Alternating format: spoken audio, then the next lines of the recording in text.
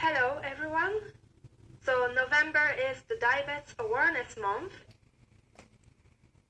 and November 13th is the International Diabetes Day. On top of that, 2020 is a very special year because it marks the 100th anniversary of the discovery of insulin and its role in treating type 1 diabetic patients.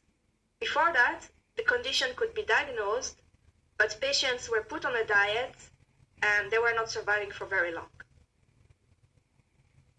This year, as a type 1 diabetic, I wanted to do something a bit different than just copying, pasting, and sharing diabetic-related content on social medias during November as a Diabetes Awareness Month. Why? Because it seems that there is a lot of misunderstandings around the word diabetes. For a lot of people, diabetes, in fact, means type 2 diabetes, while the word diabetes is used to cover at least 3, if no more, conditions: type 1 diabetes, type 2 diabetes, and gestational diabetes. While they may have similarities, such as a dysfunction of the pancreas, they do not have the same causes and the same effects on patients, and they do not develop in the same way. However, when you read newspapers and articles speaking about diabetes, often the type of diabetes that is addressed is not specified. Often it relates to type 2, or even worse, there is a confusion and a mix between type 1 and type 2. Also, as a type 1 diabetic patient, if you say that you live with diabetes or type 1 diabetes, people may do comments that really show they think about type 2 diabetes, such as, "Oh, but you are not fat." Yes, type 1 is not type 2. Or, "You are so young." Type 1 is juvenile diabetes. Or even something that really shows the misunderstanding of type 1 diabetes, which is that we cannot eat sugar. This is not true, and it can be dangerous to believe that a type 1 diabetic person cannot eat sugar, because there will be moments where we need very quickly fast-acting sugar, otherwise we may collapse and someone will have to call the emergencies.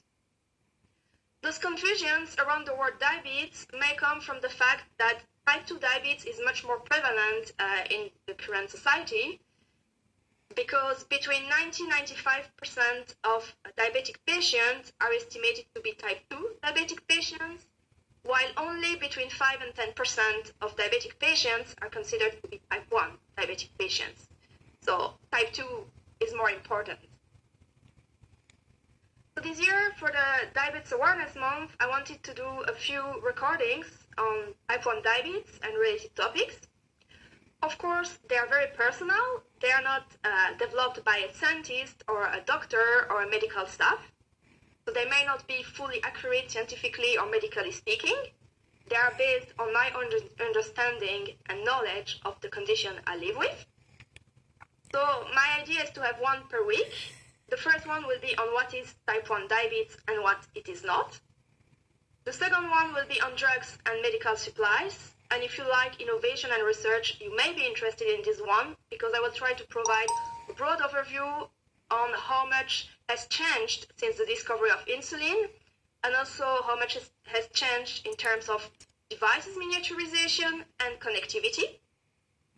The third one will be on what happens when we are sick, which is important in the current time of pandemic, because sickness has effects on our diabetes and also the way we manage it.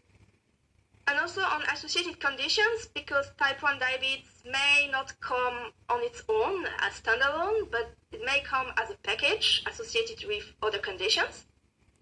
And then the last one about insulin price. Why? Because as a patient, I have lived in different countries. I could access insulin in different countries, either against no fee or against fees that are far away from what certain Americans have to pay in the US, which is almost $300 for a vial of insulin, which is a vital good. Some of those $300 priced insulin are on the market for more than 20 years. However, some patient advocacy group claim that the reason behind the excessive insulin pricing is patents, and this also explains why there are no generics.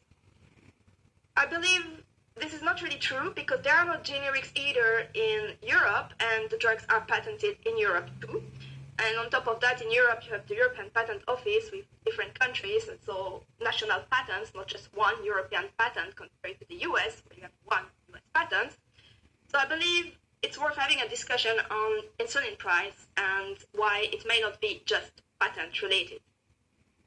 So if you are interested in this topic, I hope you will listen to the recordings, enjoy them, and learn something.